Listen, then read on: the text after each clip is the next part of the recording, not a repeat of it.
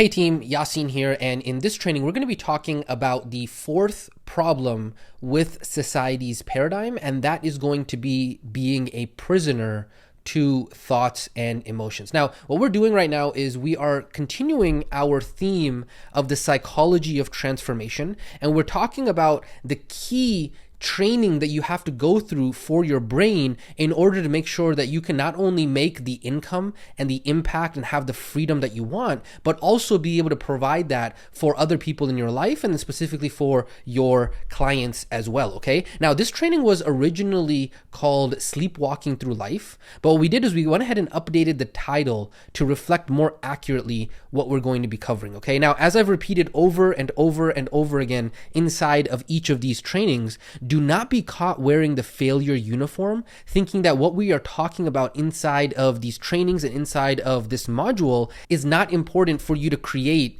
a 6+ figure income online for yourself, okay? Those who think that are caught wearing the failure uniform, and so they think that they can skip this and they think that it's not important. And those are the exact same people who think that these things are not important, that you don't need to work on your mindset, that you don't need to work on your brain. Those are the people who actually never get what it is that they want to get, and they never actually make the money that they want to make, okay? So it's very important that I go ahead and emphasize that again going into this training, okay? So like I said, we are going to be continuing with the fourth problem of society's paradigm, and that is being a prisoner to thoughts and emotions, okay? Now, in the previous training, what we did is we learned about beliefs, and we learned about how beliefs shape our reality, and we talked about a quote by Orson Scott Card in which he said that we question all of our beliefs except those that we truly believe, and those we never think to question at all, right? And so a common question that students will have after they learn about beliefs is that, hey, Yasin,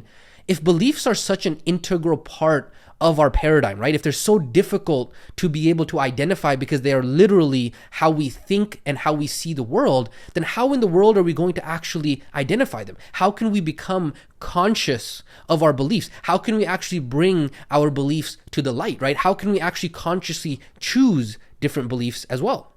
And that is exactly what we're actually going to be revealing inside of this training. And so this training is actually as important, if not even more important than the previous training. And that's kind of crazy to say because of the fact that I know that the last training was really, really, really eye-opening, right? And so this one is going to really show you how to basically become conscious of your beliefs. And so what I want to emphasize from the very beginning of this training right here is that this training that you are going through right now and the training that was prior to this one, they both talked about some very big topics, right? They talked about reality and beliefs, right? And so this one that we're about to go through right now is also a very critical and a very important piece of your new paradigm that you're going to be installing. And so in this module, we're talking about topics like identity, topics like transformation, belief, reality, right? And most people think that, hey, you know what? This is just going to be a quick 5-second TikTok video that I'm going to be able to change my mindset.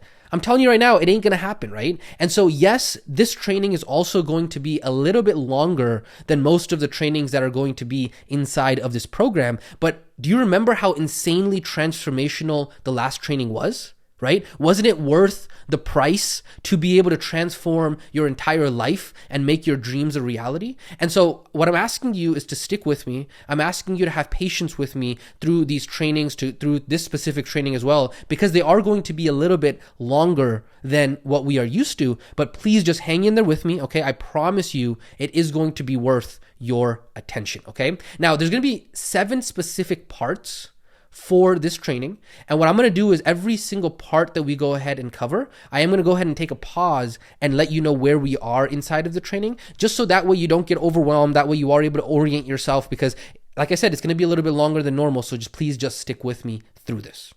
All right, with that being said, let's go ahead and dive right into the training. So let's go ahead and talk about what society says about thoughts and emotions. Okay, now this situation might actually sound familiar to you, right? You head to work pretty much at the same time every single day, right? You snooze the alarm for the same number of times every single morning. You pretty much start to get into the routine of what it looks like for you to be able to wake up and get out the door, right? You shower, you brush your teeth, you make coffee, you eat breakfast, you get dressed, you drive to work. Over and over and over again, you have this pattern on repeat, right? And maybe this has ever happened to you, but have you ever maybe traveled to work and and you get to work and you're like, what in the world? How did I get here, right? And maybe not just work. Maybe you traveled to the grocery store. Maybe you dropped your kids off to school and you're like, what in the world happened? It felt like I was on autopilot, right? You barely have to think consciously about doing any of those things that you've done so frequently because your mind pretty much gets put on autopilot, right? You rinse and repeat the exact same routine over and over, right? I'm sure maybe you're nodding your head and maybe this sounds familiar, right? And so what happens is that this is what we call autopilot mode. And autopilot mode is unfortunately what most of those who are in society are living over and over and over again, right? They run on autopilot, completely unconscious of the fact that there is a script that is running inside of their head, okay? That script is their thoughts and emotions that are constantly running in the background, right? It becomes so ingrained to have these thoughts and emotions be running in the background for them that they don't even realize what's happening. They don't even realize that there's something else that is controlling them and putting them on autopilot, right? And here's another example of what living on autopilot looks like for the vast majority of society. For a lot of those in society, what ends up happening is that as soon as they have thoughts and emotions about anything, they actually react to those immediately, right? So what an example for this and what that would look like is, hey, you know what? I'm thinking about having a cookie. I really like cookies, right? But I'm on a diet. I really shouldn't have a cookie right now. But then before they even have time to process or consciously decide, 1 second later, what's happening is that they're eating a cookie, right? So they had the thought about, hey, you know, I really like cookies. I see the cookies over there on the counter. And then 1 second later, without them even realizing it, their hand is literally already grabbing the cookies and it's already inside of their mouth. And they're wondering, oh, dang, how the heck did I even eat this cookie? Like, I didn't mean to eat this cookie, right? They never had a chance to process, decide, or choose because autopilot mode made the decision for them. And so what that looks like is, hey, I thought it, and so I did it. I felt like I should do it. I felt it, and so therefore I did it, right? And so what ends up happening is that from the moment that we are opening our eyes in the morning until we close them at night, what's happening is that our thoughts and emotions are playing in our head every single day, all day in the background, right? And so for many who follow society's current paradigm, they have practiced thoughts so consistently and for so long that it's literally impossible for them to even realize that they are thinking. It has become unconscious for them to be able to think and feel emotions. And in fact, what ends up happening is that they have practiced those thoughts and emotions so much so that they actually start to believe, and remember we talked about beliefs in the past, they start to believe that they are their thoughts and emotions, right? My thoughts and emotions are me. This thinking that is happening to me, this feeling that I have, this anxiety, therefore I am an anxious person, right? Now, it is true that thoughts and feelings sometimes are helpful, right? Especially thoughts, they can be helpful with ideas and creativity, XYZ, right? But most of the time, what's happening is that our thoughts and emotions are taking us on a roller coaster of anxiety, depression, jealousy, or whatever other crazy ride that our thoughts and emotions are feeling on that specific day, right? And then the problem that happens when we never stop thinking is when our thoughts really start to jumble together and there's literally no space to be able to step back and examine those thoughts and emotions, okay? And so this is what we call living reactively. This is what we call living on autopilot, right? Those in society's way of thinking, they never actually question this autopilot mode. They never question this automatic mode that they are living in. And so as a result, they just live their life completely unconscious and asleep to the fact that there is something behind the scenes, aka their thoughts and emotions, right, that is controlling them. And so for many who are stuck in society's way of thinking, they're literally trapped living in a state of reactivity, right? One moment they have a happy thought and they're on a high. Hey, you know, I'm having these happy thoughts. I'm feeling really happy today, right? And then the next moment, they're feeling low because they had a sad thought, right? Oh man, today I'm having a really bad day. I don't know what it is. I'm just feeling sad today, right? They're stuck living in this reactive mode as a prisoner to their thoughts and emotions. Now, you might be listening to me right now and you might be, okay, hey, you know, Coach Yasin, I've been following along with you throughout this module. You know, we talked about identity, we talked about beliefs, we talked about how the brain works. And I don't know, like this, what you're talking about here about thoughts and emotions, I don't know if I'm 100% following with you. Okay, so just stick with me for a second. And I want to show you exactly how what it is that we are talking about literally has the power to cage you to your beliefs and why this specific training that we are talking about right now, this specific training that we are going over right now, this is the one that is going to to really allow you to be able to consciously become the person that you want to become, okay? Because it doesn't matter if you understand about identity. It doesn't matter if you understand about the misguided focus for transformation. It does not matter if you understand about beliefs and how beliefs hold you back. None of that matters if you can never actually become conscious of your identity, if you can never become conscious of your identity statements, and if you can never become conscious of the beliefs that you have, because then you can never actually transform and change, right? And so that's why I want you to stick with me here, because a lot of people, after hearing what I'm talking about here with this introduction, people might say, hey, Coach Yasin, don't my thoughts and emotions matter, right? Aren't they real, right? My thoughts and emotions must be how I am thinking and feeling, right? And that's a great question, right? And I want you to think about that question for a second, right? Are your thoughts and emotions actually real, right? How much of our lives do we base on how we are thinking or feeling at any given moment, right? Think about that for a second, right? And so society's current way of thinking tells us to believe that we should believe that, hey, you know what? I felt like I had to. I felt like I wanted to, right? I felt like it, so I did it, right? Do what you want to do. Do what you feel you want to do, right? I'm having negative thoughts right now and I have to stop them, right? I'm having anxious thoughts right now and so therefore I must be anxious, right? That's what a lot of what society repeats to themselves. But here's a different question that I want to go ahead and raise, and a different question that I want to go ahead and ask you is what if our thoughts and emotions changed moment to moment? Okay? And I don't want to reveal what I'm about to show right now, so I'm going to go ahead and scroll up a little bit. I want you to think about this question right here. What if our thoughts and emotions changed moment to moment, okay? And what I'm going to do is I'm going to go ahead and walk you through a quick activity, okay? And I'm going to go ahead and prove to you that your thoughts and emotions are not really how you think and feel at any given moment. You shouldn't make decisions based off of your thinking and your feeling at any given moment. And I'm going to go ahead and prove that to you right now, okay? And so right now, in terms of your thoughts, what I want you to do is I do not want you to think about a pink elephant. I do not want you to think about a pink elephant. Pink elephants, don't think about them. You're listening to me right now. Why are you thinking about pink elephants, right? I would bet that in your mind's eye, other than just the physical eye that you have that you're looking at the screen right now, inside of your mind and your thoughts, you started to think about a pink elephant, right? See how easy it was for me to be able to change and direct your attention and change your thoughts, right? And so what we are thinking about and what our thoughts are able to be flipped at any given moment within 1 second, just literally based on what we are focusing on, right? How crazy is that, right? And so maybe, just maybe, hear me out on this, maybe, just maybe, our thoughts aren't reliable as we think they are, right? And yet society continues to preach inside of their paradigm, hey, if you're having these thoughts and you're thinking about these things, then it must be true, okay? Think about that. Now, let's go ahead and talk about emotions, right? What about emotions, right? Emotions, those must be reliable. Sometimes I feel like something is not right, right? Sometimes I feel like, this situation is not going properly. But what if something just as minor as having an extra hour of sleep could completely change how you felt about a situation, could completely change how you feel in the entire day?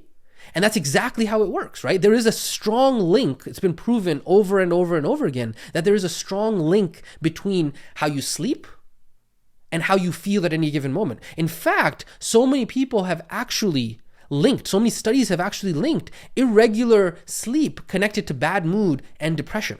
And so many people might, I'm not saying that there aren't people who are depressed. What I'm saying is that so many people might walk around and say, hey, I think I suffer from depression, but they might actually be suffering from a poor quality of sleep, right? And so how you feel in general and how you feel about something can completely be changed by literally just an extra hour of sleep, something so small like an extra hour of sleep. How crazy is that, right? And so maybe our feelings aren't as reliable as we think they are.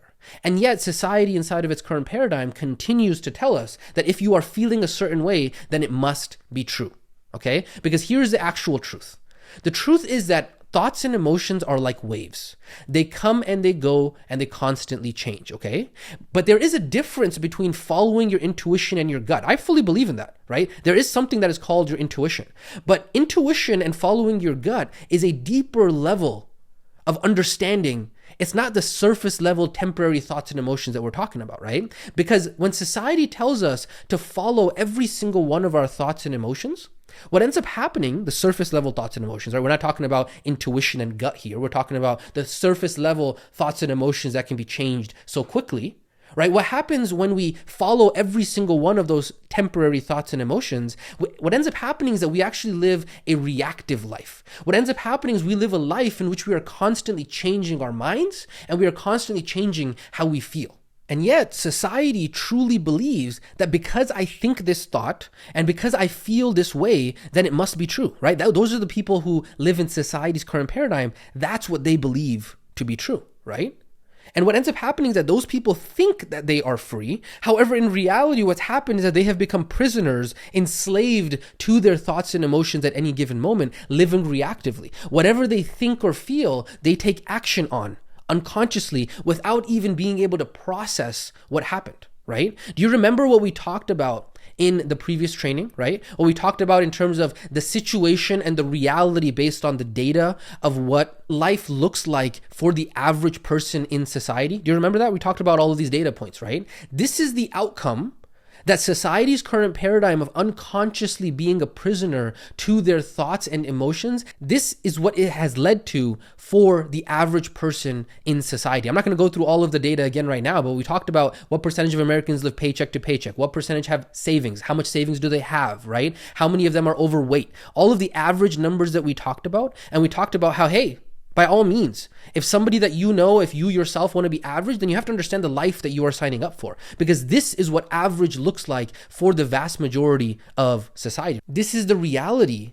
that society's current paradigm has created for those people who are enslaved to their thoughts and emotions, right? And so when you don't consciously decide what you want to do, who you want to become, and where you want to go, what ends up happening is that you end up wandering through life as a prisoner enslaved to your thoughts and emotions, right? We talked about the previous example of if you just wander around in an airport and you end up in Siberia, then you haphazardly have no reason to actually be able to complain that you ended up in Siberia because you never consciously made any decisions. You were just haphazardly going through the airport, right? And so most of society, what they have done is most of society has given up on the one single thing that actually makes us human. And what is that thing? That thing is choice. Okay? And so let's go ahead and talk about that right now. Let's talk about what choice is, and let's talk about why it's so absolutely powerful for you to be able to make the income that you want inside of your life, and for you to be able to make 6+ figures in your remote wellness practice, and why it's going to contribute to you being able to make the impact and have the freedom that you want in your life, okay? And so with that being said, where we are so far, and let's just go ahead and kind of do a checkup, is what we've done is we've gone ahead and finished the first part of this training, okay? So we're going to now go into the second part of this training, which is going to be talking about choice, okay? So stick with me. You're doing great so far. We got 7 total. We've already gone through 1, okay? So we're doing great so far. Let's go ahead and talk about choice. I don't know if you've ever wondered, have you ever wondered what makes you human, right? Have you ever wondered what makes humans different from a cat or a dog or, a bat or a rat or anything like that? What makes humans the top of the food chain, right? Why are we as powerful as we are? When was the last time that you heard about the great cat empire of Persia? Probably never, right? And so how come there are no civilizations of rats, dogs, cats, or bats, right? How come humans have always been in a class of their own, right? Maybe you've ever wondered that. And the difference between humans and the rest of the species that exist on the planet is that humans have the ability to choose. Choice is what allows humans to be different, right? We can choose what we want to do. We can choose our reactions. We can choose our responses. And so in other words, free will is our ability to choose, is what makes us human, right? Animals, on the other side, animals just react to whatever they think or feel at any given moment. Now, you might be wondering, Coach Yasin, okay, cool. We're talking about prisoner to thoughts and emotions, and now we're talking about choice. Like, where are we going with this? Stick with me for a second. I promise you it's really going to lead up to something that's going to blow your mind, and it's really going to allow you to understand something that is so absolutely critical, okay? So what we're going to do is let's go ahead and pull back the curtain on choice, and let's go ahead and ask ourselves the question, where does choice actually come from, right? Let's go ahead and pull back the curtain on choice, right? If choice is truly what makes us human, then the question that is a very valid question to ask is, where does choice actually come from, right? Why is it that we as humans are so different than animals or any other species that's on the planet?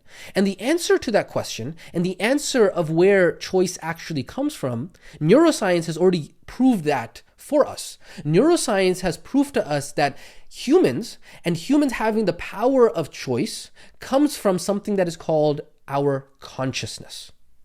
Now, consciousness, what the heck, Yasin, what are we talking about, okay? Again, I say this a gazillion times in all of the trainings. Stick with me. I'm going to show you exactly what makes you human and how it is the power of choice that is going to allow you to be able to create the life that you want. So let's go ahead, and we said, hey, behind the curtain of choice is this concept and this topic of consciousness, right? Because consciousness is really what makes us different from every other species on the planet. Consciousness is what gives humans free will.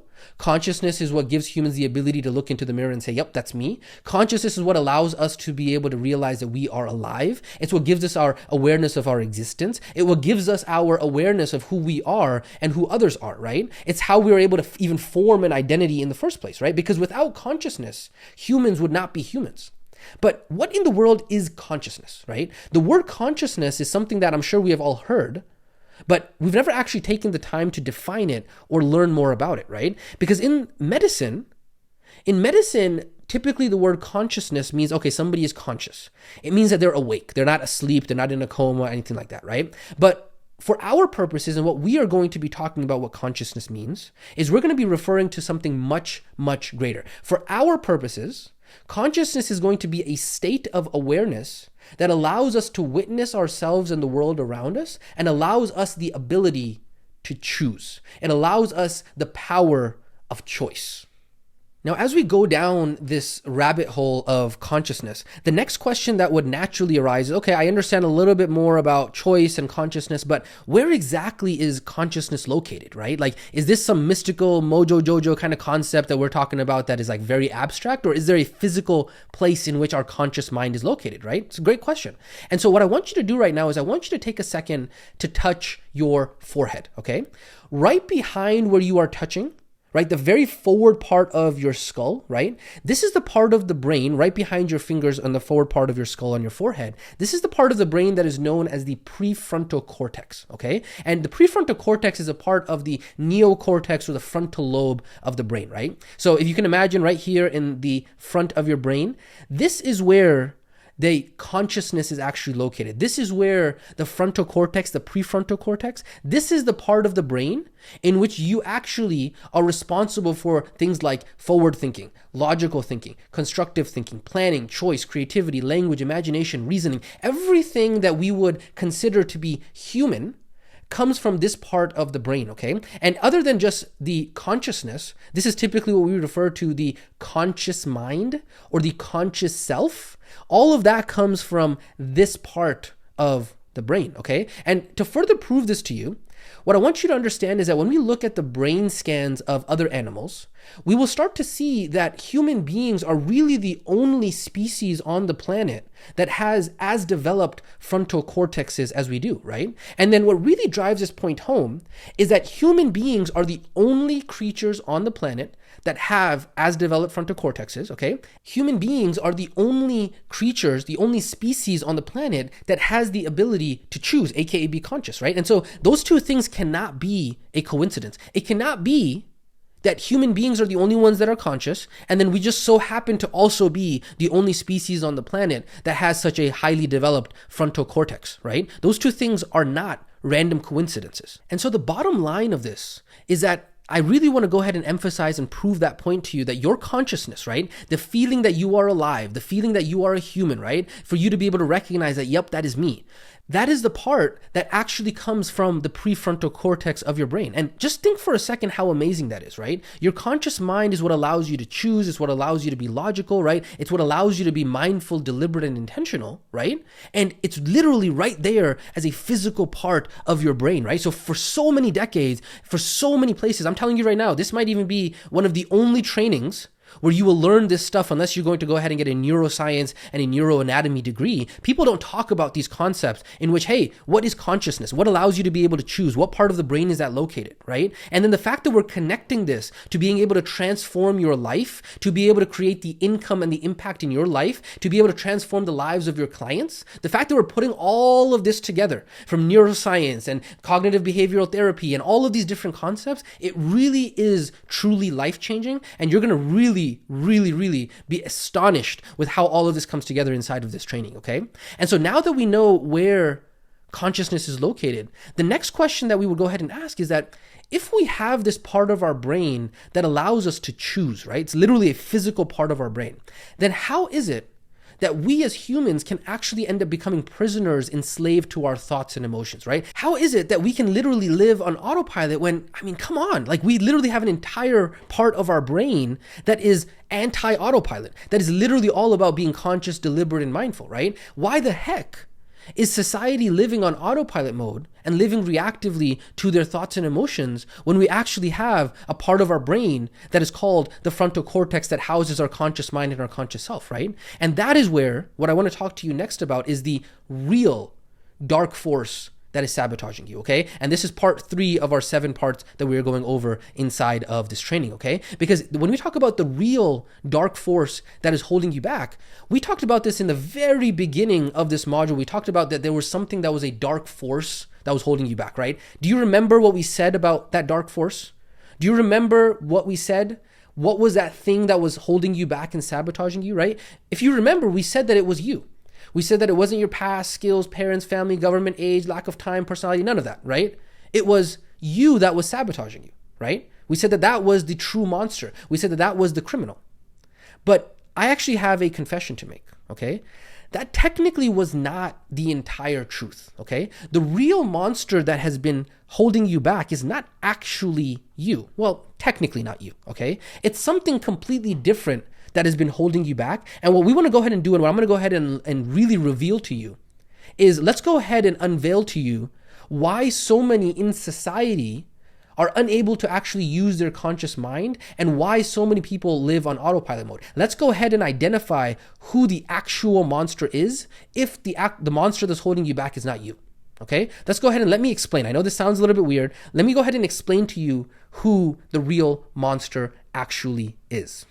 Because here is the truth, okay? Even though we have our consciousness and it's our conscious minds that make us human, the truth is that most of society doesn't even know that this monster that we're about to talk about right now, they don't even know that it exists, right? Most of society is so unconscious that they aren't even aware who's actually running their life, right? Most of society is so asleep that they don't even know that there's this other thing, this other creature, this other monster that actually lives within them, right? And so maybe you remember our autopilot example, right? We talked about how you literally wake up and you go to work without even mindlessly knowing what ended up happening, right? And so the question would be, is that if we are not using our prefrontal cortex, right? If we are not using our prefrontal cortex to be conscious and deliberate during this entire process of us driving to work, then it has to be a different part of our brain that is actually controlling us, right? The same thing that we talk about when we talk about the cookie example.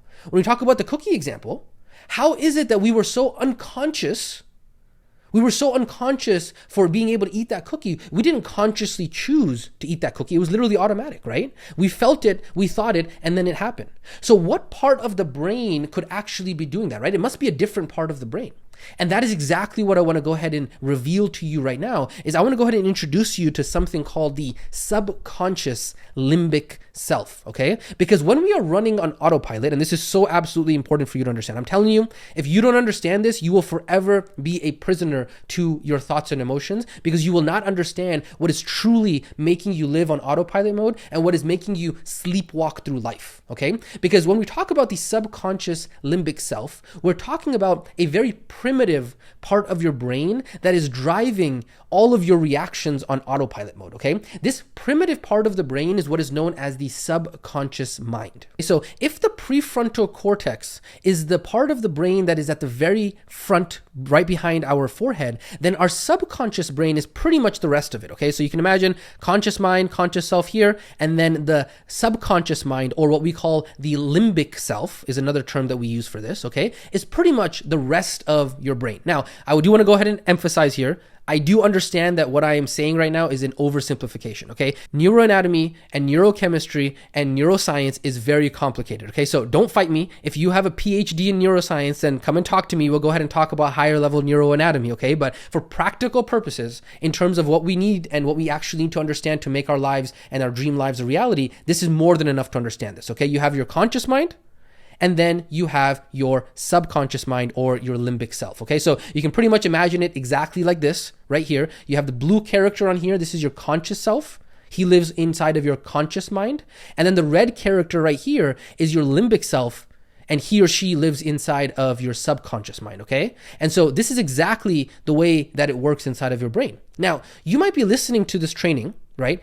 And you're like, man, what the heck is going on here? Like, this is a program about making money and we're talking about parts of the brain, okay? Again, I know I say this a lot, but just stick with me, okay? And I promise you what we're about to reveal is going to open your eyes to be able to make more money than you have ever imagined in your entire life, okay? So let's go ahead and talk about the subconscious self, because it's the subconscious self that is responsible for all of our automatic thoughts, all of our feelings, all of our beliefs, all of our habits, all of our actions, all of our behaviors, right? It's here in the subconscious brain that we feel emotions, we feel lust, we feel desire, impulses, fear, pride. It's where our ego lives, right? Whenever we feel something, all of that is coming from our subconscious mind, aka our limbic self, okay? And so the reason that we call it a limbic version of ourselves is because it's this part of the brain that is responsible in which feeling comes from. Because feeling comes from the part of the brain known as the limbic system. And this is why we call it the limbic self, right?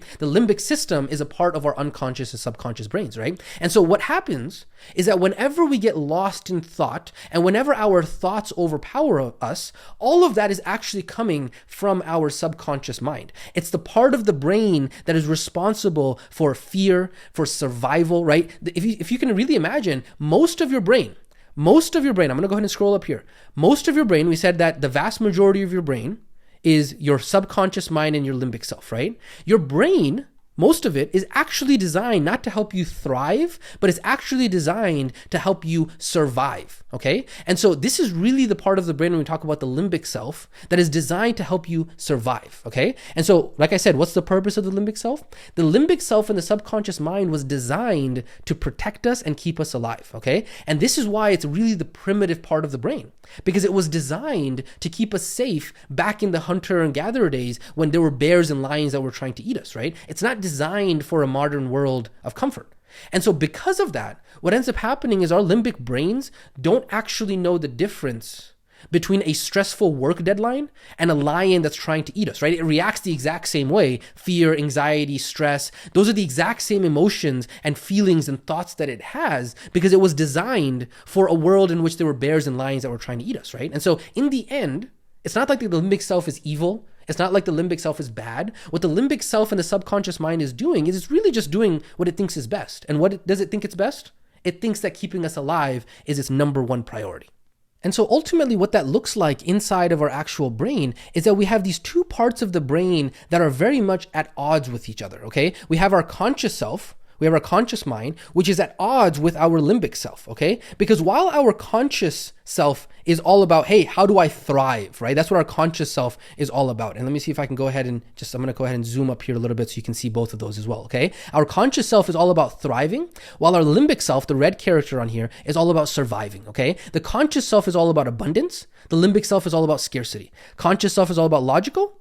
Limbic self is all about emotional, right? Conscious self is all about, hey, I love to change. I want growth. I want all of that kind of stuff. The limbic self, the subconscious self, right, hates change. What it wants is predictability, because predictability is what allows us to keep ourselves alive, right? The conscious self wants to push through and go outside of its comfort zone, while the limbic self loves to be able to stay inside of its comfort zone, okay? And so this is exactly how it works inside of your brain, and that's why there's such a big fight between those two parts of your brain, okay? The conscious self is all about logical thinking. The limbic self is about cardinal desires. Conscious self is about the becoming self, if you remember from the training about the identity. The conscious self is about the becoming self, while the limbic self is the one that wants to stay static and wants to stay fixed, okay? And so anytime that we are not fully conscious, what is happening is that it is our subconscious mind that is hard at work actually being us, okay? And so this is why we call the subconscious version of ourself because it's literally a different version of us, right? How we think, how we respond, how we speak, all of that comes from our subconscious part of our brain that has been conditioned by our thoughts, by our patterns, by our beliefs, that has been ingrained to us in our childhood and through our conditioning and through incidences and those kinds of things, right? And so if you remember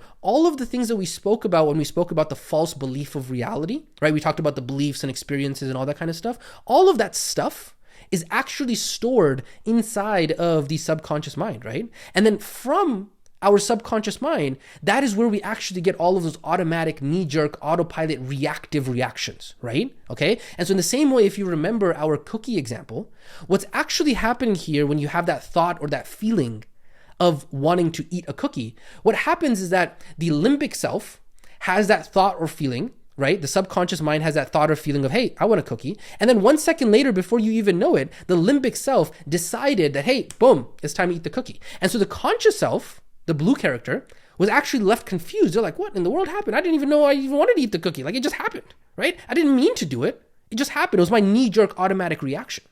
And that is exactly actually the same thing that happens when you are in autopilot mode, right? When you're going to work and that routine that you're following, it's actually autopilot for you because it's the limbic self that woke you up, had you brush your teeth, showered, drove to work, right? All of that stuff and rinse and repeat over and over again. And you're like, whoa, how did I even get to work? I don't even know what happened. And the conscious self is left confused. It's because the limbic self was the one that was calling all of the shots, okay? And so in all of these situations, when we're living on autopilot mode, what we're doing is we're living via our subconscious self, via our limbic self, okay? And so the actions never actually made it to the conscious mind.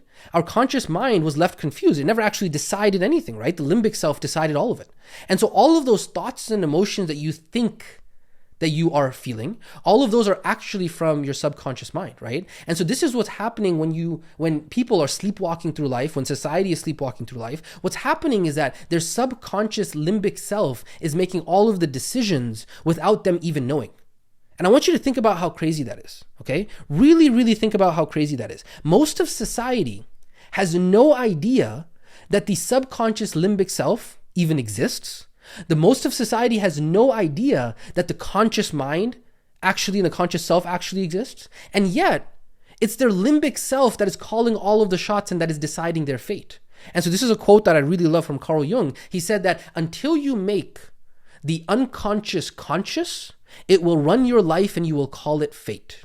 So many people in life think, oh man, this is my fate, right? It was meant to happen. It was written, right? When in reality, what they've actually been doing is they've been living life on autopilot and their limbic selves have been making all of the decisions and calling all of the shots without them even knowing that it actually exists. Okay? And so they have never actually been able to make the unconscious conscious because they don't even know who are the characters that are playing inside of their mind. They think that their thoughts are them. They think that their emotions are them. That is truly how I feel. When in reality, that's how their limbic self feels. It's not their conscious self that is feeling those things, right? And so that's exactly what we are doing inside of this training. What we are doing is just like we broke the generational cycle of ignorance about beliefs, about identity, what we are doing inside of this training is we are breaking the generational ignorance about the conscious and the limbic self. People live their entire life, okay, from generations, over and over and over again, repeating the exact same automatic autopilot behaviors without even thinking and realizing what is happening.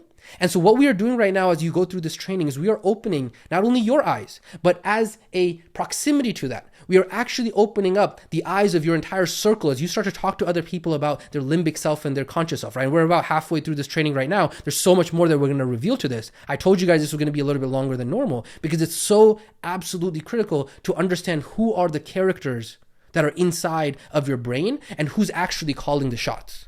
Because until you can actually recognize who is making the decisions, you will never be able to release yourself from the prison and be able to make those decisions yourself. And so that is why the power of this training is really breaking that cycle of generational ignorance of the fact, right? I have not made any of this stuff up. This is not Mojo Jojo mystical stuff that I read in some random, religious book and I brought this to you. I'm talking about literally what is inside of your brain. I'm talking about how your brain works. And then here in the second half of this training, we're going to talk about how to use this to create the life that you want. So that way you can consciously make the choices that are important for you. This is the power of what it is that we're talking about, right? And so you might even recall when we talked about the definition of remote wellness. Inside the definition of remote wellness, we said that wellness is helping people transform their life in each of the 4 areas of life by, number 1, learning the foundations, number 2, becoming conscious and managing stress, right? And so remember that becoming conscious part? Remember what we talked about there, right? We talked about how becoming conscious means to learn to live life deliberately. And so we talked about how those people who are following society's paradigm, what's happening with them is that they are living unconsciously, right? What they are doing is they're living unconsciously through their subconscious mind as their limbic self. And so when we talk about the definition of wellness, what we're talking about is really opening up your eyes and your client's eyes about this entire topic of consciousness, right? Because most of society is going through life without any idea of where they're headed, right? What they are doing is that they are sleepwalking through life, living reactively based on automatic, knee-jerk, autopilot reactions because they unconsciously obey and believe their thoughts and emotions, which tell them one thing one moment and another thing another moment, right? They never decide consciously what they want or where they are going, right? And so here's a graphic that I went ahead and put this together for you guys, right? This says exactly what I just talked about right now. Most of society is sleepwalking through life, right? They are living reactively to their thoughts and emotions that are coming from their limbic self, okay? And so when we talk about having more wellness in our lives, when we talk about this entire program of Remote Wellness Academy, what we are talking about, a piece of that, from that definition, is what we're talking about is becoming more deliberate, becoming more mindful, becoming more intentional in every aspect of our lives. Okay, this is what we do for ourselves, and this is what we help other people do as remote wellness practitioners. Okay, what we do is we help people become more conscious and deliberate and mindful and intentional in each of the big 4 areas of life. How awesome is that? How powerful truly is that?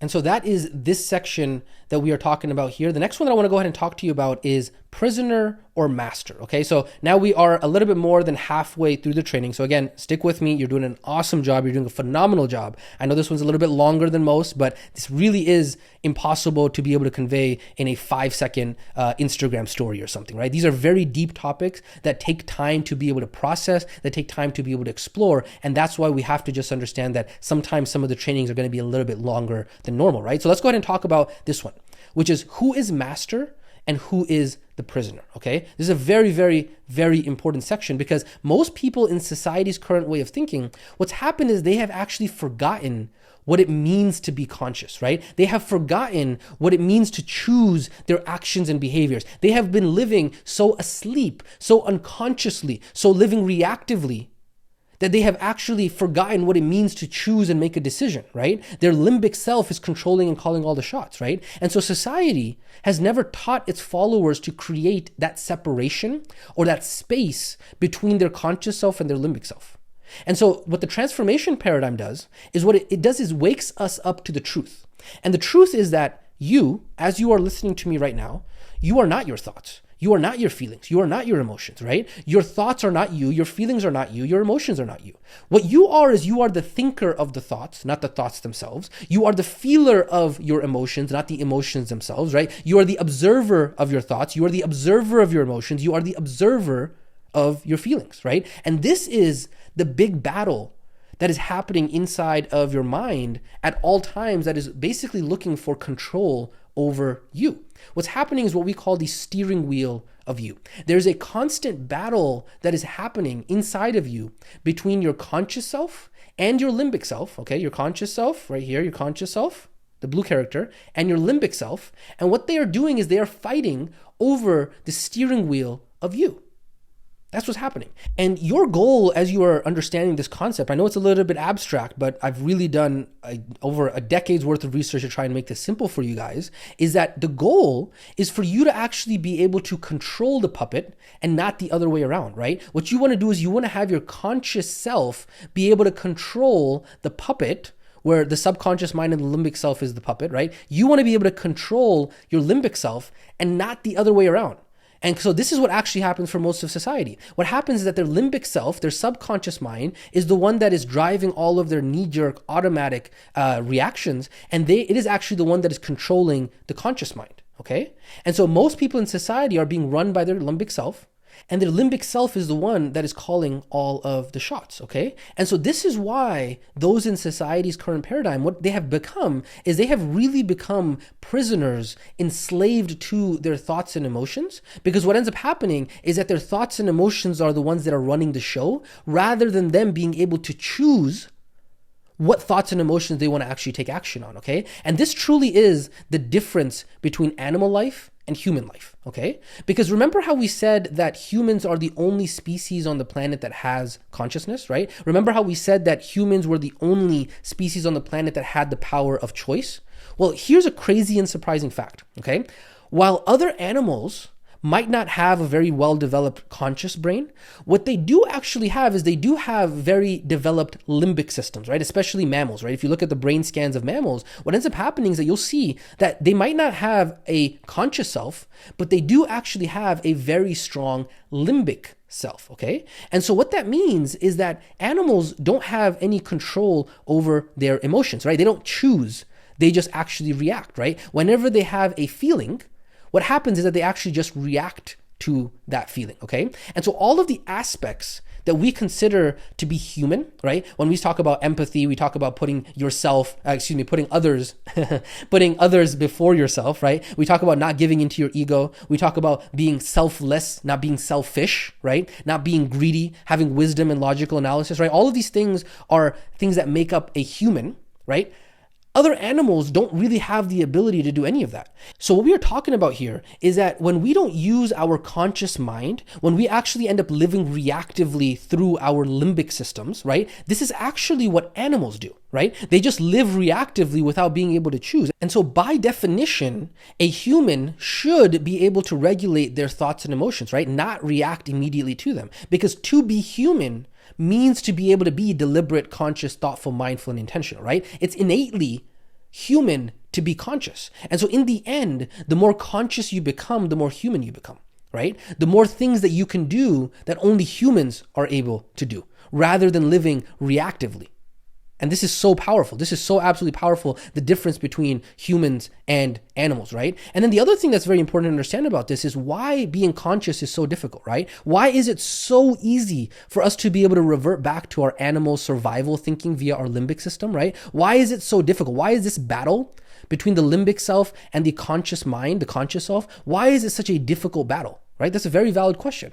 And the reason for that being, and this is just absolutely crazy. The reason why it's so difficult is because the conscious mind takes up so much dang resources, right? If you actually look at how much the conscious mind uses in terms of energy, this is just absolutely crazy. The brain actually only makes up 2% of our total body weight, but it actually uses up 20%. This is crazy. It uses 20% of the total energy of our entire body, which means that the brain, and specifically the conscious mind, is extremely taxing on our energy reserves. And so this is the reason why thinking is so difficult. This is the reason why being deliberate, conscious, intentional, mindful is not easy for us as humans, right? Because our bodies actually prefer to conserve energy because it's just so much easier to be able to default to automatic patterns of behavior via our subconscious mind, right? And so the bottom line is that it takes more energy to live as a conscious human self versus living as a reactive autopilot limbic self. The autopilot limbic self right here is so much less taxing for our energy resources. And so this is why most of those who live in society would rather sleepwalk through life and live on autopilot because it's less energy taxing. How crazy is that, right? And so this is why we call something as limbic mode, right? There's something that we call limbic mode. This is why limbic mode exists. Because when we are thirsty, when we are hungry, when we are sleepy, when we are multitasking, right? When we are tired, right? Or simply when we aren't used to using our conscious mind, right? It's so much easier for us to be able to get annoyed and angry and frustrated and be reactive, right? You might have heard when people are hangry, right? The reason why people get hangry is because their body has reverted to autopilot limbic mode, because what's happening is that their body is going into survival mode. It says, hey, we're hungry, and so therefore we need to go into survival mode. And remember, what part of the brain is actually responsible for survival mode? It's the limbic self, right? And so in these situations, when there isn't enough energy to allocate towards the conscious mind, the limbic mind literally takes over. And what we call that is going 100% limbic mode, okay? And so what happens is that the body feels threatened, and then it goes into that fight or flight limbic mode. And so when our bodies think that it's being threatened by the world around us, that is when our limbic self takes over. And so I went ahead and put together a diagram to show you what limbic mode activated actually looks like. And this is what it looks like. It's when the limbic self takes complete control of the steering wheel of you. The conscious mind basically goes RIP, rest in peace. There's no more conscious mind going on. And it's just boom, 100% limbic mode activated. You're hangry, you're angry, you're whatever. All of the things that the limbic system is responsible for. How crazy is that? And sometimes what we do is we actually joke around and we call this going blue screen of death. So I don't know if you remember back in the day when Windows computers, whenever they would kind of get overwhelmed and overloaded, what would happen is they'd actually automatically need to get restarted, right? And it literally, you'd just be working and then boom, there'd be like something called the blue screen of death is what it was called. It kind of looked like this. And so that's why sometimes we call it when somebody goes 100% limbic mode, they've completely gotten overwhelmed by their thoughts and emotions, and their limbic self is now in complete control of the steering wheel, and the conscious self is RIP. They have gone blue screen of death. Limbic mode has been activated. And so now we really understand the difference between the conscious self, and we really understand the difference between the limbic self as well, okay? And so this is why I want to go ahead now and talk to you about part number 5. And stick with me, we're almost done. We only got 3 more parts inside of this training. And what we want to do is we want to go ahead and now talk about why becoming conscious is so important. What does this have to do with you becoming the version of yourself that is going to effortlessly create your dream life? What does all of this have to do with that? Because now that we understand what the conscious mind is, and we understand the great battle that is going on for control over you, what I want to do right now is I want to go ahead and talk about why becoming conscious is so important to transforming your life, okay? Because the thing is that when we are going through life and we're busy sleepwalking through life, living reactively on autopilot as prisoners to our thoughts and emotions, what actually ends up happening is we actually never have the opportunity to choose. We never have the opportunity to be conscious. And so what ends up happening is that it becomes impossible for us to be able to decide who we are becoming, aka what we learned in the big lie of identity. It becomes impossible for us to be able to focus on being for transformation, aka what we learned inside of the misguided focus for transformation. It becomes impossible for us to be able to identify our beliefs, aka what we learned in the false belief of reality. And also becomes impossible for us to be able to choose our beliefs, which is what we learned inside of the false belief of money, right? And so do you now see why this training is so critical, why this training is absolutely so important to understand? Because when we are living reactively and getting lost in our thoughts and emotions and living on autopilot, we can never actually choose the responses that are necessary. We can never actually do the work that is needed in order to become our version 2.0 self, right? To be able to truly change our thoughts and beliefs and our actions in order for us to become somebody new, what has to happen is that we must actually become conscious, right? We must cultivate this power of conscious awareness in order for us to be able to break free from those automatic reactions that keep us stuck to where we are. And to really, really hit this home for you about why becoming conscious and why you must practice the skill of becoming conscious, I want to go ahead and give you 2 reasons why this is so important, okay? Reason number 1 is about creating space for choice and transformation. And reason number 2 is about putting your brain in a state in where you can actually transform, okay? So let's go ahead and talk about reason number 1, which is creating space for choice and transformation, okay? Because by becoming conscious, what you are doing is you're allowing yourself to be able to create space to consciously choose something different. Because if you are constantly living in a reactive state of autopilot mode and you're completely enslaved to your thoughts and emotions, then you never actually allow the space to choose a different behavior or a different action, right? As soon as you have your limbic self think about eating cookies, you're immediately eating cookies. However, when you create that space and you become conscious, what you can do is you can then choose a different response. And so rather than being, hey, limbic self is thinking about cookies, the conscious self can step in and say, we're going to actually have a bowl of fruits instead, right? And so what ends up happening is that when you provide that space for transformation, it allows you to be able to really, really look at those uncomfortable thoughts and feelings that we might be trying to avoid. And what it does is it allows us to be able to create space to actually observe them. It allows us to be able to sit with those uncomfortable, overwhelming thoughts and feelings, right? And we can go ahead and meet them head on instead of actually trying to run away from them. And so flexing your conscious attention muscles is what is going to allow you to be able to take a second before reacting, right? Because this is the foundation of consciousness. This foundation of consciousness is what allows us to be able to actually focus on who am I becoming rather than who am I right now, okay? Because without it, what's going to end up happening is that we're going to end up getting lost inside of our current automatic conditioning and programming, okay? And so what happens is that in order for us to be able to actually engage in the work of becoming conscious, in order for us to actually engage in the process of making new choices every single day, in order to break out of our cycle of automatic responses, in order to be able to change our identity, we actually have to become conscious. Because remember, choice is what makes us human, right? And when we don't use our conscious mind and we live reactively, that's what animals do, right? They just live reactively without being able to choose. And so this is the first reason why becoming conscious is so absolutely critical, because it's what allows us to be able to create that space for choice and transformation. What about the second reason, right? What is the second reason of why consciousness and why becoming conscious is so critical? The second reason is because putting your brain in a state in which you can transform, putting your brain in a state in which your brain can actually start getting ready for change is actually critical, because the more conscious you become, your brain actually starts to get ready for change and transformation at a physical level, okay? In other words, becoming conscious and having consistent consciousness actually rewires our brain, right? All of the work of choosing every single day allows us to be able to rewire our brain and disrupt our default thought patterns and really wake us up from our subconscious sleepwalking through life, okay? And so when we develop our conscious attention muscle, what happens is that there's something that is a process called neuroplasticity.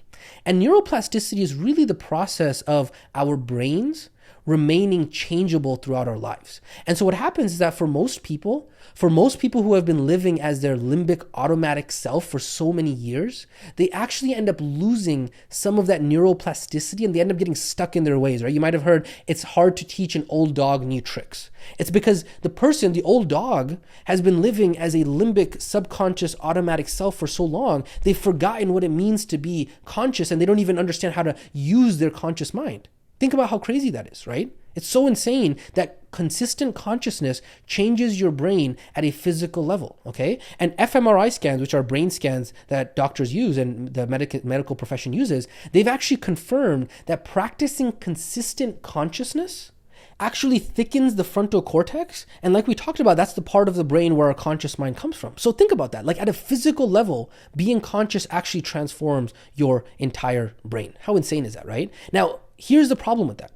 The opposite is actually also true, okay? The opposite is actually also true, because if you don't use your conscious mind, you can actually lose your conscious mind. And so what I want you to do is I want you to imagine your conscious mind as your ability to choose is kind of like a muscle, okay? And the more you use your conscious mind to choose, the stronger it becomes. And then the easier it becomes to become conscious in the future. And so just like a muscle, when you strengthen it, it develops, right? Just like when you go to the gym and you do multiple reps, right? At the gym, it actually develops the muscle, right? Nobody walks into the gym and the first day decides to go ahead and lift 500 pounds, right? It happens over time through repetition. And so the more practice you have with being conscious, with being mindful in your choices every single day, the easier and stronger your conscious mind and conscious muscle becomes, right? This is exactly how Albert Einstein throughout his life was actually able to develop parts of his brain, his conscious brain, by doing more and more reps and using that as a part of his brain, right? Einstein developed his conscious mind, his frontal cortex, right? His prefrontal cortex. And so when we talk about brain training, right, we talk about like doing muscle exercises for your brain. What we're talking about is actually choosing and being conscious on a regular basis, because that is what develops your conscious mind. However, this is the crazy part, and stick with me through this. It's really, really, really mind-blowing here, okay? Because the opposite is also true. The less that you use your conscious mind, aka living more of your life limbically throughout life, the harder it becomes to be conscious, right? It's kind of like a muscle like the rest of your body. And so when you don't use it, you can actually lose it through a process. Like you can kind of imagine like when you don't use muscles, something happens called muscle atrophy. And muscle atrophy is that when you don't use your muscles, they shrink, right? This is what happens to people who are in comas for a long period of time. And so in other words, use it or lose it, right? Now, obviously, listen to me, those people with PhDs in neuroscience who are inside of our RWA program, and don't fight me about this, okay? I understand the brain is not a muscle, it's an organ. But for practical purposes, this concept works very, very similar to the way that I explained it, okay? And so bottom line is that becoming conscious is a necessary requirement for your brain to be in the right state of change for transformation. It's absolutely critical, okay? And so this is the bottom line of this, because only once you become conscious and once you have a foundation of consciousness, only then can you actually begin to start the process of transformation and becoming the version of yourself that you want to become, right? When we ask, who am I becoming? The way that we asked that in previous trainings, half of that battle is going to come by actually defining who you are becoming, okay? And we're going to have some trainings and some activities in upcoming trainings that are going to talk to you about that. But the other half of the battle, once you've decided and once you've actually designed your version 2.0 self, the other half of the battle is going to come from breaking free of your old automatic self. And the only way to be able to break free of your old automatic self is to be able to cultivate the power of your conscious self, okay? And so your consciousness muscle is what is going to allow you to be able to be more aware of your thoughts and feelings and beliefs, so that way you can break free from your old conditional patterns. Only when you become conscious and aware can you start to see the beliefs that don't serve you and create a new reality for yourself, okay? This is what allows you to become conscious, so that way you can become rather than unconsciously staying stuck as your current self. So once you master the skill of grounding your attention, your awareness, your consciousness, you can start to live intentionally and deliberately, and you're no longer a prisoner to your limbic self, and you've taken back control. And so the bottom line of this is that you will be unable to apply anything that we talk about inside of this module until you gain the ability to tap into your conscious awareness in order to be able to observe your thoughts, observe your habits, beliefs, and patterns, okay? And so I'm going to go ahead and I went ahead and highlighted this in yellow for you guys, because without consciousness, no transformation is possible. I'm going to say that again. Without consciousness, no transformation is possible. And the sad reality of this is that those who are stuck living in society's current paradigm, they don't even know any of this exists, right? That's absolutely critical. It's crazy.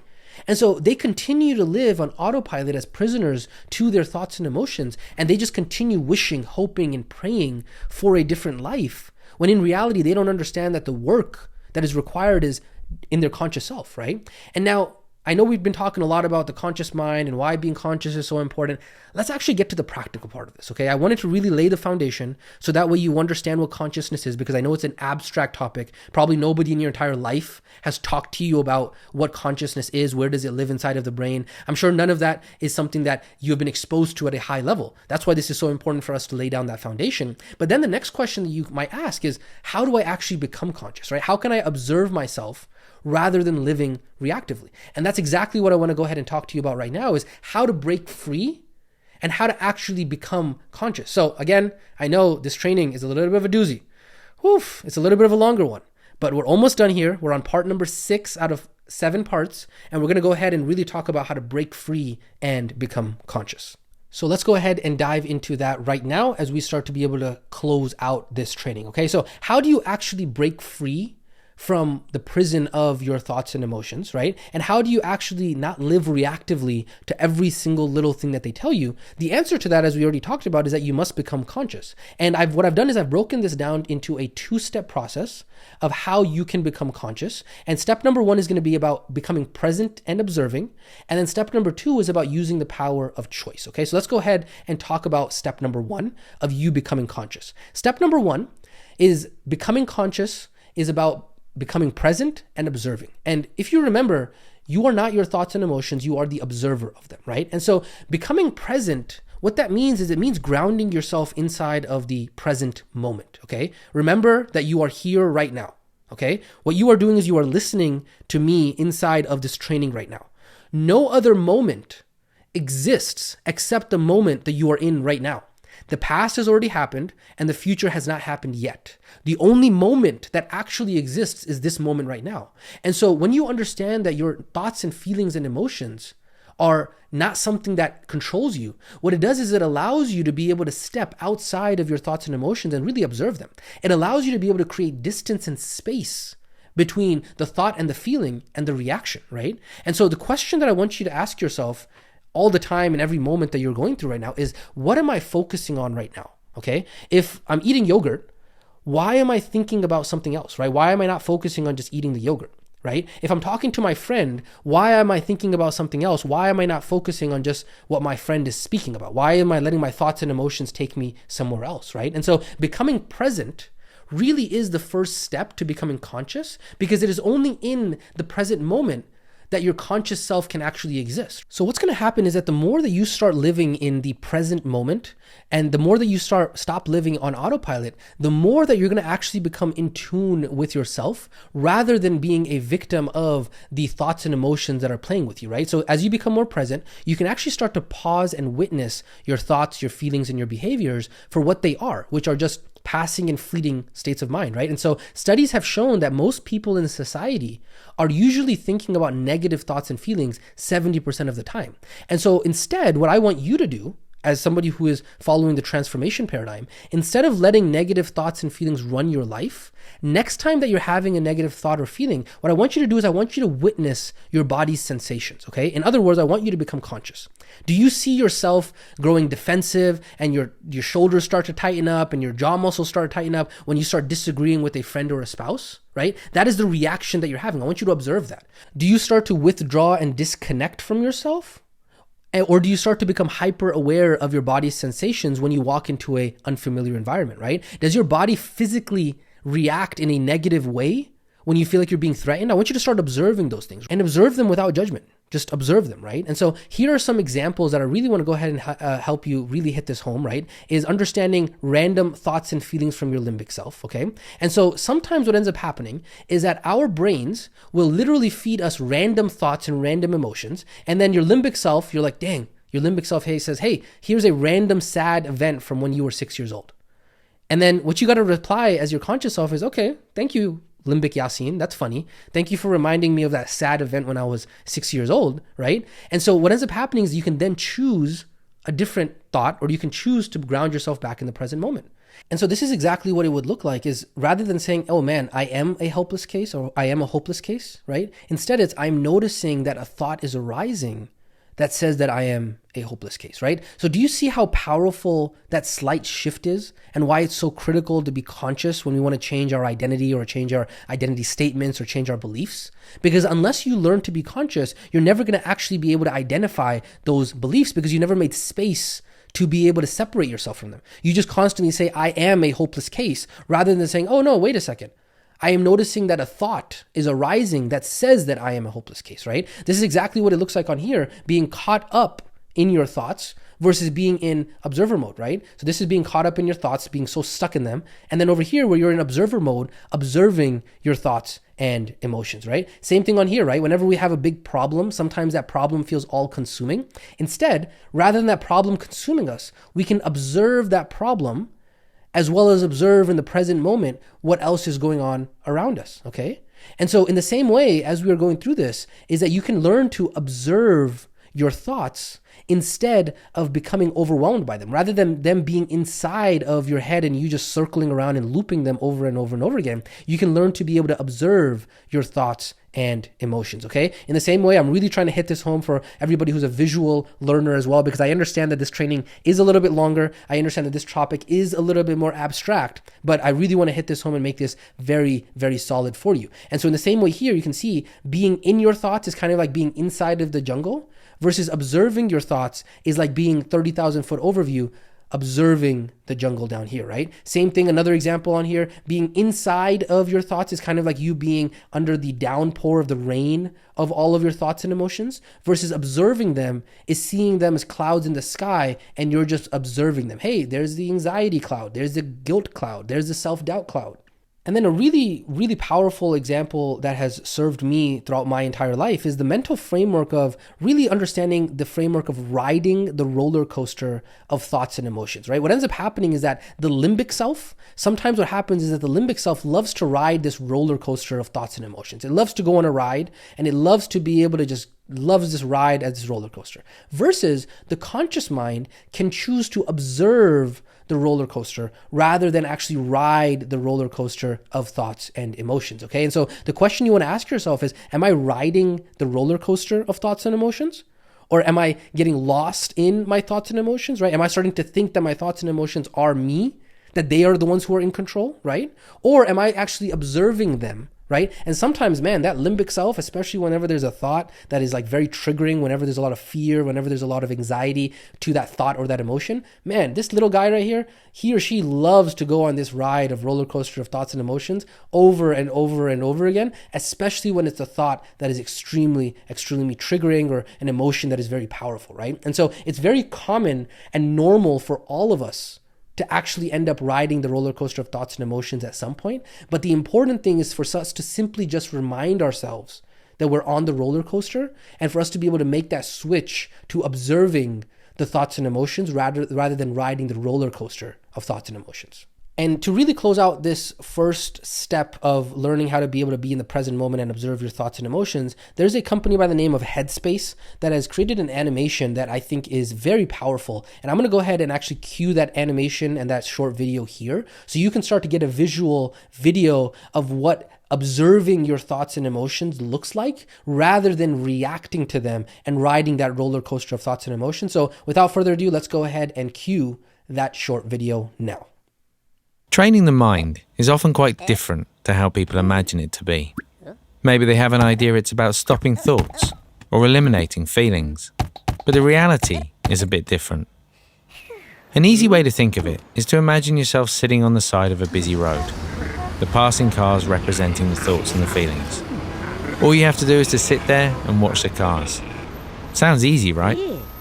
But what usually happens is that we feel a bit unsettled by the movement of the traffic. So we run out into the road and try and stop the cars, or maybe even chase after a few, forgetting that the idea was to just sit here. And of course, all of this running around only adds to the feeling of restlessness in the mind. So training the mind is about changing our relationship with the passing thoughts and feelings, learning how to view them with a little more perspective. And when we do this, we naturally find a place of calm. Will we sometimes forget the idea of the exercise and become distracted? Of course we will. But as soon as we remember, here we are, back on the side of the road again, just watching the traffic go by, perfectly at ease in both body and mind. All right, welcome back. So like I said, I love that Headspace animation. It really does bring step number one home. When we talk about step number one, right, we're talking about the 2 steps to becoming conscious here. And step number 1 was really all about grounding yourself in the present moment and getting into observer mode. That's step number 1. And then step number 2 is when we actually are in observer mode, what we can then do, we can actually use the power of choice, right? And remember, choice is what makes us and gives us the ability to be conscious, and it's what gives us the ability to be human. And so once we have completed step number 1, and once we have actually become present and gotten into observer mode, then what we can do is we can actually control the steering wheel, like we talked about, and your conscious mind can actually decide and exercise the power of choice rather than being a prisoner enslaved as a victim to those thoughts and emotions, okay? And so this is the power of when we talk about in the becoming process. This is what you're going to be using on a daily basis in order to become your version 2.0 self, in order for you to become the version of yourself that is effortlessly going to create your dream life. This is going to be step number 2. You're going to have to choose a different action. You're going to have to choose a different belief. You're going to have to choose a different thought or feeling. All of these things are things you're going to have to choose, and that can only happen through this 2-step process. Step number 1 being present and grounded in observer mode, and then step number 2 is exercising your power of choice, okay? And so this process of who am I becoming is going to require for you to choose daily actions every single day. It's the small wins every single day and those small choices that are ultimately going to stack up and define the person that you are going to become, okay? And so without consciousness, we will continue to repeat the same behaviors that we've repeated over and over and over again, okay? Now, as we start to really close out this training here, I want to go ahead and talk to you really quick about different tools for consciousness. I'm not going to dive too much into this. If this is something that does interest you, you can go ahead and ask us more about this inside of the student community. But these are different tools that you can use in order to actually help facilitate you becoming more conscious, right? We used to have something called the limbic SOP checklist. And this was whenever we noticed ourselves becoming limbic and slipping into our limbic self, we would go ahead and ask ourselves, hey, am I thirsty? Do I need to use the restroom? Am I hungry, sleepy, tired? Do I need a break? Just so that way we can kind of remind ourselves that we are not our thoughts and emotions, right? Other tools in this tool belt of consciousness, breath work, focusing on breath, meditation, stillness, sitting alone, cold showers, physical activity, which is something we're going to touch more on when we talk about the science of transformation and all about health transformation, right?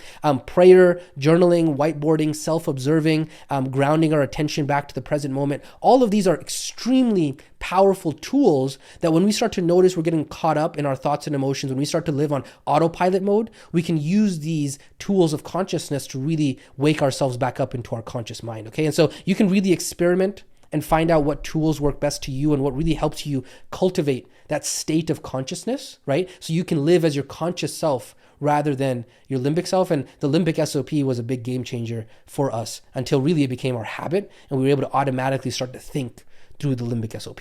So like I said, I'm not going to dive into too much of the tools of consciousness. I just wanted to go ahead and give you that tidbit and that nugget there. Now, really quick, man, this training has been a doozy. Coach Yasin, our brains are on fire. Our brains are tired, okay? Man, I know this training has been a longer than normal one, okay? I just need you to pay attention with me just a little bit longer. We're literally on the last section now, okay? We're almost done. You've done a phenomenal job inside of this training. Again, I know this training has been longer than normal, okay? We're almost to the finish line, and I know this is a lot, but you got this. You're doing great. Just stick with me here, okay? Let's go ahead and talk about labeling human emotions as problems. This is a big one. This is going to be a really, really, really big one, okay?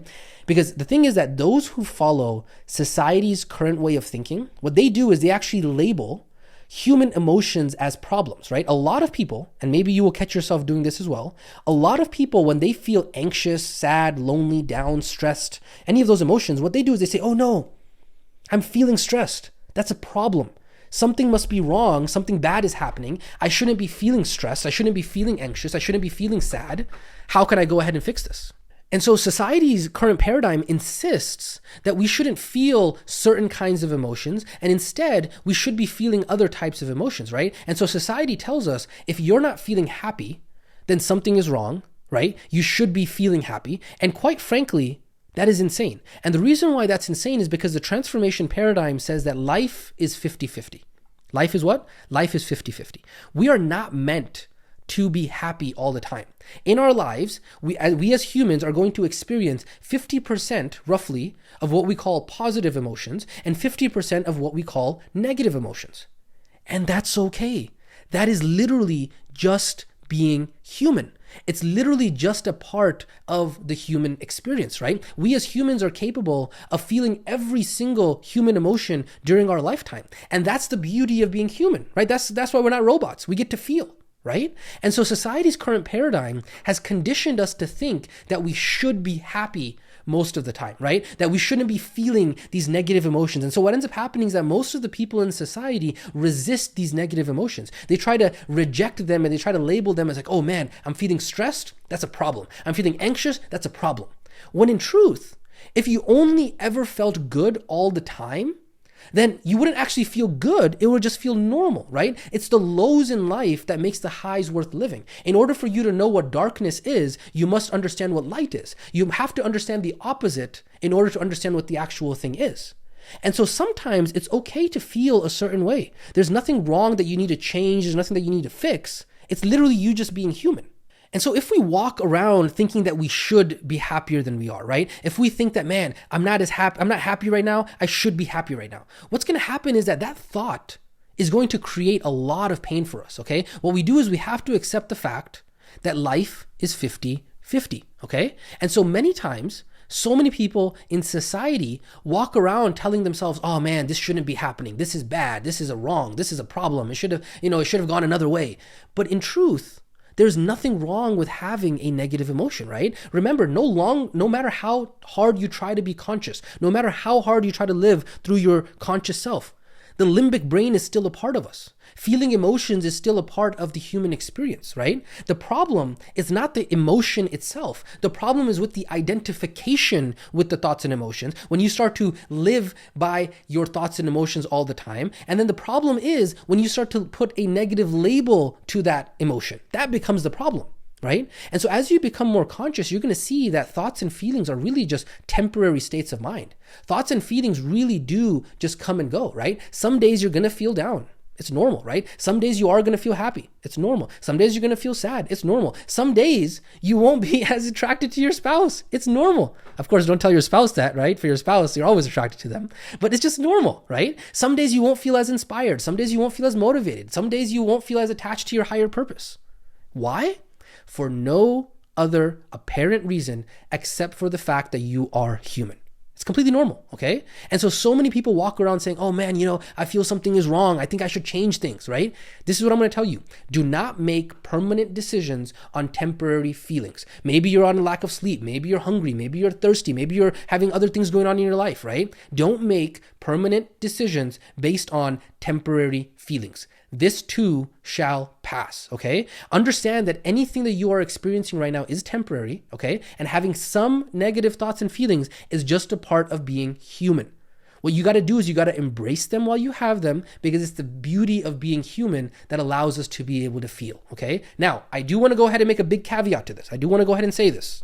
This is not a blanket excuse to stay in situations in which they are not good for you or for your life, okay? There's a difference between extensive periods of emotions and there's a difference between fleeting surface level emotions, okay? If something is continuing day after day, week after week, month after month, not being a good situation, then what it is that you are sure this is not a temporary thought or emotion, right? This is something different. So do not misunderstand what I'm saying here, okay? If you're in a miserable situation, you should not continue to repeat that cycle and just say, oh yeah, this is just a part of being human. No, okay? But society's paradigm has taken this concept of, oh man, I shouldn't be feeling this way, and taken it on steroids and basically told society has told the rest of the people of society, it has told them that you should not feel any other emotion other than happy. And so people are constantly chasing, I want to be happy, I want to be happy, I want to be happy, I want to be happy. It's absurd because you're a human being and it's normal as a part of who you are to feel other emotions. The problem is when you start to label those other emotions as negative, when you start to label them as bad. I shouldn't feel this way. That's what actually is the problem, okay? And so at the end of the day, as we close out this training, I want you to always, always, always remember the question that you want to ask yourself every single day is, am I conscious right now?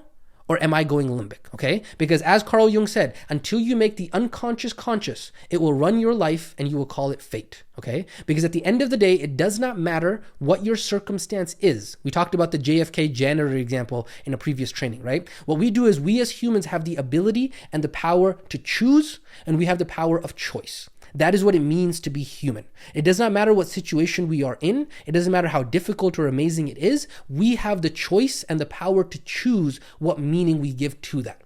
And so what it means is that it's time to stop living reactively. It's time to stop sleepwalking through life. It's time to wake up, and it's time to use the power of what makes us human.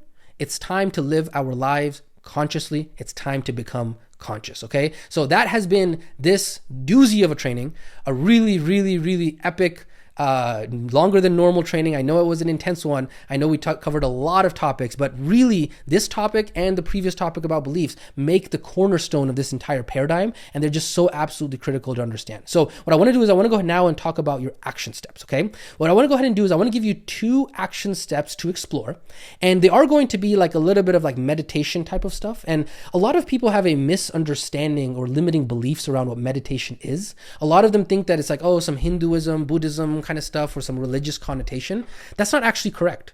Meditation is the science of grounding yourself in the present moment and learning how to go into observer mode. That's actually really the hardest part of that entire process. We talked about the 2 steps of becoming conscious, right? Step number 1 was going into observer mode, and then step number 2 was choosing.